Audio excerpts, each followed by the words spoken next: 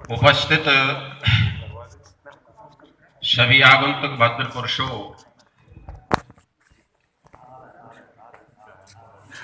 जैसा कि आप सभी को पता है, ये प्रतिवर्ष की भांत इस वर्ष भी महाराजा सूरजमल जी का बलिदान जो दिवस है, उसको हम और आप बहुत उत्साह से मनाते हैं। और इसकी शुरुआत जो प्रारंभ की जाती है वो यज्ञ से किया जाता है। आप सभी लोग बुद्धिजीवी हैं, वक्ता हैं, आप सब लोग बोलेंगे, सुनेंगे हम लोग, परंतु मुझसे कहा गया है तो थोड़ा सा अभी हम और आप सब ने मिलकर के इस यज्ञ को किया है। ये जो पुण्य स्मृति मनाई जाती है, बलिदान दिवस जो मनाए जाते हैं, ये अपने पूर्वजों का जो हमारे ऊपर ऋण होता है उसको चुकाने के लिए मनाया जाता है। जो महान आत्माएं, जो दिव्य आत्माएं होती हैं, इस संसार में दो प्रकार की आत्माएं जन्म लेती हैं। एक आत्मा तो वो होता है जिसे अपने जीवन के लक्ष्य या उद्देश्य का पता ही नहीं होता है, और एक वो आत्माएं होती हैं जो दिव्य होती हैं, महान होती हैं।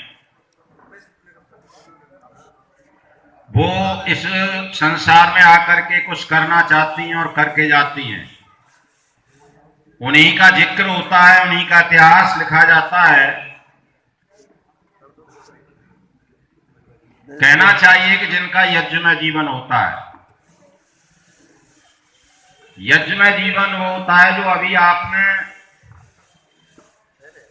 अनेक बार स्वाहा शब्द को बोला है। जैसे आपसे मैं ये प्रश्न करूं कि अभी आपने इस यज्ञ को किया है, इस यज्ञ की आत्मा क्या है? आत्मा आप समझते होंगे, आत्मा वो होता है जिसे यज्ञीय भाषा में कहिएगा। मैं और आपको आगे ले चलूं थोड़ा सा, कोई समय का वो तो नहीं जाता। एक प्रश्न मैं आपसे फिर पूछता हूं, अगर कोई आपसे ये पूछने लगा कि बोलता कौन है, और आगे अगर आपसे पूछे कि सुनता कौन है, चलता कौन है, काम कौन करता है, देखता कौन है, तो अधिकांशतः इसका उत्तर ये आता है कि आंखें देखती हैं, कान सुनते हैं और पैर चलते हैं और हाथ काम करते हैं। परंतु आप सब लोग यहाँ पर बुद्धिजीवी है, जरा थोड़ा चिंतन करिए, गहराई में जाइए, क्या ये उत्तर सही है? अगर ये उत्तर सही है कि आंख देखती हैं, कान सुनते हैं, पैर चलते हैं, तो आपने किसी मृतक व्यक्ति को देखा होगा। ऐसा कोई परिवार नहीं जहां कोई मृतक जिस परिवार में न हुआ हो, जिसने न देखा हो। और गौर से देखना, तो उसके आंख भी होती हैं, कान भी होते हैं, पैर भी होते हैं, हाथ भी होते हैं, परंतु वो चलता नहीं है, देखता नहीं है, सुनता नहीं है। इसका क्या कारण है? इससे हमें यह सिद्ध होता है कि देखने वाला, सुनने वाला, चखने वाला, बोलने वाला, चलने वाला कोई और है, और उस और कोई हम क्या कहेंगे? आत्मा। अर्थात इस शरीर का जो मालिक है, जब वो शरीर से हट जाता है, चला जाता है, तो ये सारे गोलक, ये सारी इंद्रियां, चाहे उसे ज्ञानेन्द्रिय कहिए, चाहे कर्मेंद्रिय कहिए, ये कार्य करना छोड़ देती हैं। तो इससे समझा कि आत्मा क्या है। जैसे शरीर उसके बिना शून्य है, सब है, मृतक है, फेंक देते हैं, जला देते हैं, उसी प्रकार से इस यज्ञ की आत्मा क्या है? इस यज्ञ की आत्मा है स्वाहा। क्या है जी? स्वाहा। और स्वाहा आपने बोला, स्वाहा शब्द जो है वो हादे त्यागे धातु से बनता है, और इसका अर्थ होता है त्याग। क्या अर्थ होता है? त्याग। किसी के हाथ में घी था, किसी के हाथ में सामग्री थी, किसी के हाथ में सौदा थी, और जब हमने स्वाहा बोला तो क्या किया? त्याग कर दिया, समर्पण कर दिया, समर्पित कर दिया। किसको? अग्नि देवता को। तो ये स्वाहा शब्द का अर्थ क्या हुआ? त्याग। और ये स्वाहा शब्द इस यज्ञ का क्या है? आत्मा। जैसे हमारे शरीर से आत्मा हटने पर बेकार होता है, ऐसे ही इस यज्ञ में अगर स्वाहा नहीं है, त्याग नहीं है, समर्पण नहीं है, समर्पित भावना नहीं है, तो ये यज्ञ नहीं हो सकता है। जब तक जो है घी ये कह रहा था कि मैं अपने में अलग हूं, संध्या ये कह रही थी कि मैं अपने में अलग हूं, और सामग्री यह कह रही थी कि मैं अपने में अलग हूं, अपना अलग अलग अस्तित्व दिखा रहे थे, तो उन चीजों को हम यज्ञ नहीं कह सकते थे। और जब तीनों ने अपना समर्पण कर दिया, त्याग कर दिया, तो वो तीनों मिलकर के यज्ञ का रूप ले लिया। और यज्ञ का रूप लेते ही उसकी सुगंधी फैलने लगी और लोग कहने लगे कि कहीं से जो है खुशबू आ रही है, सुगंधी आ रही है, हमें ऑक्सीजन मिलने लगी। तो मेरा कहने का भाव आप समझ रहे होंगे कि जिस जीवन में त्याग होता है, आप लोग यहां पर आए और बलिदान दिवस के रूप में आए यहाँ पर, महाराजा सूरजमल जी को आप याद कर रहे हैं। आज क्यों याद कर रहे हैं? क्योंकि उनके जीवन में त्याग था, अर्थात बलिदान किया। बलिदान किसके लिए उन्होंने किया? अपने जीवन का त्याग किसके लिए किया? समाज के लिए किया, कौम के लिए किया, राष्ट्र के लिए किया। अगर वो समाज के लिए, राष्ट्र के लिए, कौम के लिए त्याग नहीं करते, अपने जीवन की हवि नहीं देते, अपने जीवन का त्याग नहीं करते, तो शायद इतने लंबे समय के बाद उनको कोई पूछने वाला नहीं था। इसलिए बंधुओं, मैं आपसे कहना चाहता हूं, आप यहां पर प्रतिवर्ष आते हैं, आप जहां कहीं भी हैं और जो भी कार्य आप कर रहे हैं, आप अपने जीवन में त्याग लाएं। जब तक आप अपने जीवन में त्याग नहीं लाओगे, क्योंकि ये यज्ञ जो है 3 चीजों के लिए हमें प्रेरणा देता है। सबसे पहले देव पूजा, संगतिकरण और दान, इसके 3 अर्थ होते हैं।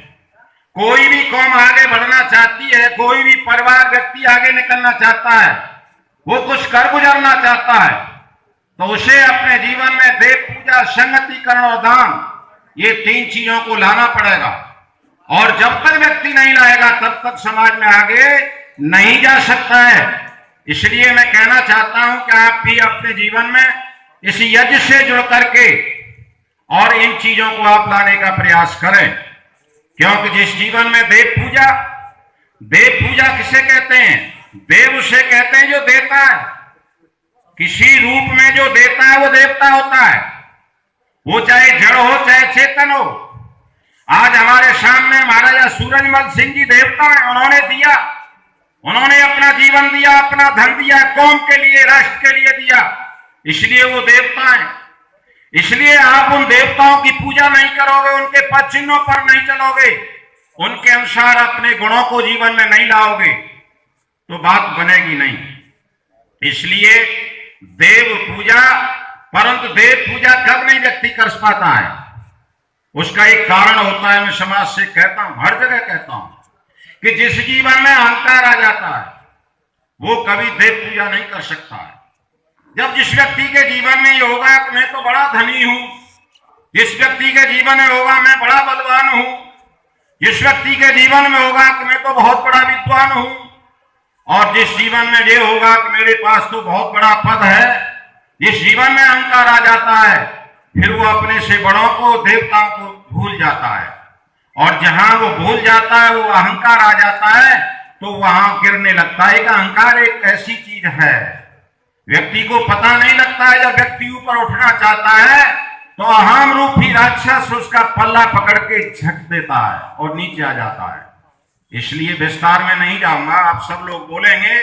तो मेरा कहने का भाव यह है कि आप अपने जीवन में ये प्रयास करें कि आप जहां जैसे हैं, आप ईश्वर ने आपको जो शक्ति दी है, उससे अहंकार को हटा करके समाज में देने का काम शुरू कर दें। जब समाज में देने का काम शुरू कर देंगे, तो फिर आप महापुरुष जो हमारे देव हैं, जिन्होंने हमको दिया है, उनके प्रति हमारी सच्ची श्रद्धांजलि होगी, उनके प्रति हमारा ये पूर्ण स्मृति मनाने का अवसर होगा। बलिदान दिवस मनाने का अवसर होगा। और अगर आप खाली चिल्लाते रहे तो बात बनेगी नहीं। इसलिए बंधुओं में कहना चाहता बदद्गम शंभो मनांश जानता देवा भागम यथा पूर्वे संज्ञाना नाम उपासते। अर्थात संगठन, जहां जिस परिवार में, जिस समाज राष्ट्र में संगठन नहीं है, और संगठन कहां नहीं होता है, जहां स्वार्थ होता है। जैसे देव पूजा का दुश्मन जो है क्या है, अहंकार, ऐसे ही संगठन का दुश्मन क्या है, स्वार्थ। बड़े बड़े नेता अपने स्वार्थ के कारण बड़ी बड़ी पार्टियों को तोड़ करके भाग जाते हैं, तोड़ देते हैं। एक छोटे से स्वार्थ के ऊपर परिवार को तोड़ देते हैं, संस्थाओं को तोड़ देते हैं। इसलिए अपने स्वार्थ रूपी राक्षस को मारते रहिए। तुझे देखम कुलस्यार्थे, अगर हमें अपना कितना ही बड़ा हित हो रहा हो और परिवार का जो है नाश हो रहा हो, परिवार नष्ट हो रहा हो, तो हमें अपने उन्नति की फिक्र नहीं करनी चाहिए, हमें त्याग कर देना चाहिए परिवार के लिए। और अगर परिवार जो है आगे जा रहा है और समाज का, गांव का हित हो रहा है, तो परिवार के उसको छोड़ देना चाहिए। और अगर गांव का हो रहा है तो आगे उससे निकलने के लिए प्रयास करना चाहिए। इसलिए बंधुओं मैं आपसे कहना चाहता हूं कि जहां स्वार्थ रूपी राक्षस आपको छूने लगे तो वहां पर संगठन नहीं होगा। और आज संगठन नहीं होगा, वैसे ये मेरा विषय नहीं है, परंतु फिर भी मैं कहना चाहता हूं, जो कौम अपना संगठन नहीं बढ़ाएगी, जो कौम अपने संगठन को आगे ले जाने का प्रयास नहीं करेगी, स्वार्थ के कारण एक दूसरे की टांग खींचने का काम करेगी, वो कौम कभी आगे नहीं जा सकती है। इसलिए कहा जाता है कि जो कैंची का काम करते हैं, दो चीजें हैं संसार के अंदर, एक कैंची है, एक सुई है।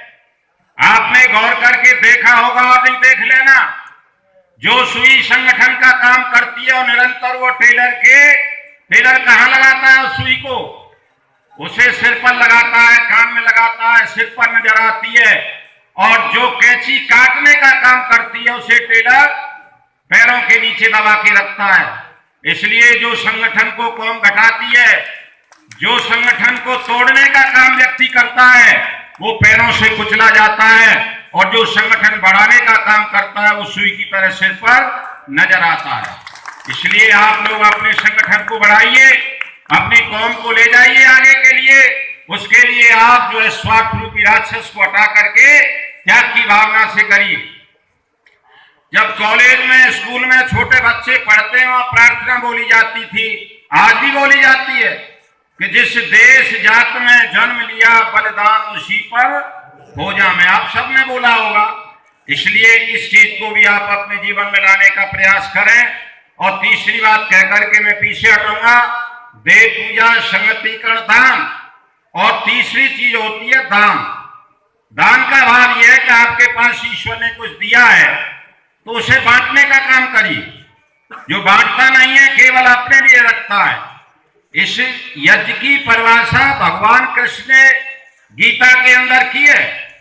और गीता के अंदर भगवान कृष्ण कहते हैं, मैं एक दिन पढ़ रहा था, यज्ञ शिष्टो समय संतो मंचनते सर्व किल विषय भुंजते ते अभय पापा ये पचनता आत्मकारणा। हे अर्जुन, जो केवल अपने लिए जीता है, अपने लिए खाता है, अपने लिए पहनता है, अपने लिए सोच रखता है, वो तो केवल पाप को खाता है। इसलिए दान का भाव यह है कि हम अपने अंदर से, जैसे मैं अभी कह रहा था, अगर आपको ईश्वर ने धन दिया है तो गरीबों में अपने उसके उत्थान के लिए, ऊपर उठाने के लिए बांटने का काम करिए। विद्या दी है तो प्रचार प्रसार का काम करिए। घर बैठने की आवश्यकता नहीं है। जैसे देव पूजा का राक्षस कौन है? अहंकार। और जो संगठन का रक्त कौन है? स्वार्थ। ऐसे ही दान का शत्रु कौन है? कृपणता, कंजूसी। इसलिए इसको मारने की आवश्यकता है। अगर महाराणा प्रताप आप इतिहास पढ़ करके देखिए, अनेक उदाहरण आपको ऐसे मिल सकते हैं जिनके द्वारा दान, महाराणा प्रताप हताश निराश हो चुका था, मेवाड़ को छोड़ने लगा था। मैं एक छोटा सा उदाहरण आपके सामने दे रहा हूं। अकबर से बहुत लड़ा और उसके लिए अपना पराधीनता स्वीकार नहीं की, परंतु अंत में वो विवश हो गया, हताश हो गया मेवाड़ को छोड़ने लगा। और जब मेवाड़ को छोड़कर चलता है तो एक वृद्ध जो है लाठी के सहारे जो चल रहा था घोड़े की लगाम को आकर के थाम लेता है और घोड़े की लगाम को थाम करके एक बात कहता है। और वह वृद्ध जो है एक बात कहता है कि राणा, आप पर घोर से घोर कष्ट आए, आप बन बन मारे फिरे, घास फूस की रोटी खाई और उसको भी वन मिलाप ले गया, परंतु आप झुके नहीं, आप टूटे नहीं, आप रोए नहीं, आपने अकबर की स्वाधीनता को स्वीकार नहीं किया। परंतु आज क्या कारण है कि आज आप मेवाड़ को छोड़ने लगे हैं? बंधुओं, मैं कहना चाहता हूं, महाराणा प्रताप रुधे गले से कहता है, अरे भामाशाह, मेरे पास आज अकबर से लड़ने के लिए धन नहीं है। मैं दान की बात कर रहा हूं। आज मेरे पास अकबर से लड़ने के लिए धन नहीं है, मैं विवश हूं। मुझे बहुत सी रसद चाहिए, बहुत सी सामग्री चाहिए, बहुत सा धन चाहिए, इसलिए मैं आज मेवाड़ को छोड़ने लगा हूं। बंधुओं, वो व्यक्ति था जो लाठी के सहारे चल रहा था, वो कोई और नहीं था, भामाशाह था। और उस भामाशाह ने इस यज्ञ की परिभाषा में कहा था, इदम राष्ट्राय स्वहा इदन्नम। हे राणा, उसने सारे जीवन की संपदा को जो बड़े परिश्रम और मेहनत से कमाई थी, राणा के चरणों में भेंट करते हुए कहा था, राणा मत मन में घबराओ, ये सारा को समर्पित है। भामा जो भाव भरा बोला, सबके हित में अपना हित है। और उसी धन को लेकर के महाराणा प्रताप 12 साल अकबर से लड़ा। कहने का मेरा भाव